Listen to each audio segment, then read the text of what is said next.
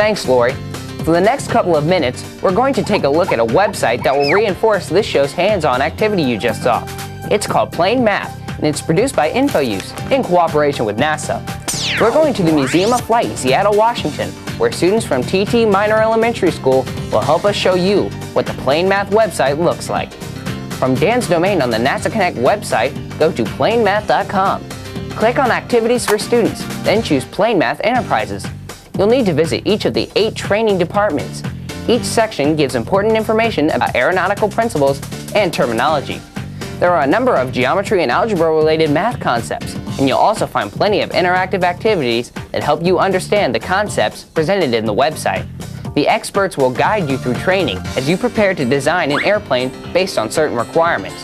When your training is complete, enter the design department, where you meet your client before beginning the design process.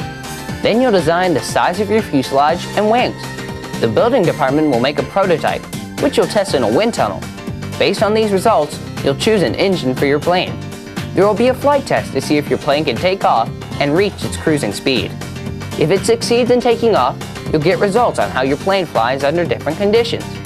Based on your results, you can either make adjustments to your plane and retest it, or present your design to your customer. Well, that's Plain Math. Special thanks to the Museum of Flight and our AIAA student mentors from the University of Washington. Teachers, if you would like a student mentor to help you in your classroom, find out more on the NASA Connect website.